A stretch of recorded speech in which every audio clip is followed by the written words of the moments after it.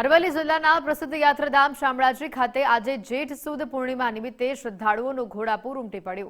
વહેલી સવારથી જય શામળિયાના નાદ સાથે સમગ્ર મંદિર પરિસર ભક્તિમય બની ગયું હતું। માન્યતા છે કે આખા મહિનાના દર્શનનો લાભ પૂર્ણિમાના દિવસે લેવાથી વિશેષ ફળ મળે છે, જેથી હજારો ભક્તો ભગવાનના દર્શન કરવા માટે ઉમટી પડ્યા છે।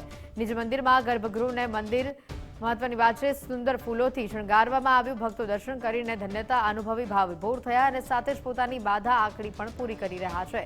શામળાજીના આ પાવન ભૂમિ આજે ભક્તિના રંગે સંપૂર્ણ રીતે રંગાયેલી જોવા મળી, જ્યાં ભક્તોની ભીડ સતત વધતી જોવા મળી હતી। હું એક બિઝનેસ સાથે જોડાયેલો વ્યક્તિ છું અને દર પૂનમે શામળાજી આવું છું, કારણ કે શામળાજીમાં મને બહુ શ્રદ્ધા અને નિષ્ઠા છે અને જ્યેષ્ઠી પૂનમનું બહુ મહત્વ છે। તો આજે જ્યેષ્ઠી પૂનમના દિવસે પ્રાર્થના કરી ભગવાનની શામળિયાની અને બહુ મને શાંતિ અનુભવે છે। અમે ગાંધીનગરથી આવીએ છીએ। દર પૂનમે અમે શામળાજી આવતા હોઈએ છીએ। અમને અહીંયા બહુ શાંતિ મળે છે। અમે વર્ષોથી અહીંયા જોડાયેલા છીએ। દર પૂનમે આવતા હોઈએ અમને અલગ અલગ અનુભવ થતા હોય છે।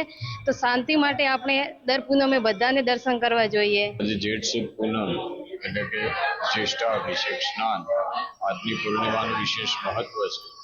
ભગવાન જગન્નાથજીનું જન્મોત્સવ તરીકે પણ ઓળખાય છે। એવા આજ રોજ શામળાજી વિષ્ણુ મંદિર ખાતે ભગવાનને સરસ અભિષેક શણગાર આરતી પર્યંતની સેવા થઈ ચૂકી છે। ત્યાર પછી 12:15 વાગે રાજભોગ, 2:15 વાગે ઉત્થાપન, 7 વાગે સંધ્યા આરતી અને 8:15 વાગે શયન આરતી થયા બાદ 8:30 વાગે મંદિર મંગલ થશે। આજરોજ ભગવાનને ગરમીના હિસાબે સરસ મજાના શ્વેત વસ્ત્ર ધારણ કરાવી અને સુંદર રીતે મોતી અને ડાયમંડના આભૂષણોથી અલંકૃત કર્યા છે। આજરોજ લાખો ભક્તો દર્શન કરી ધન્યતા અનુભવશે।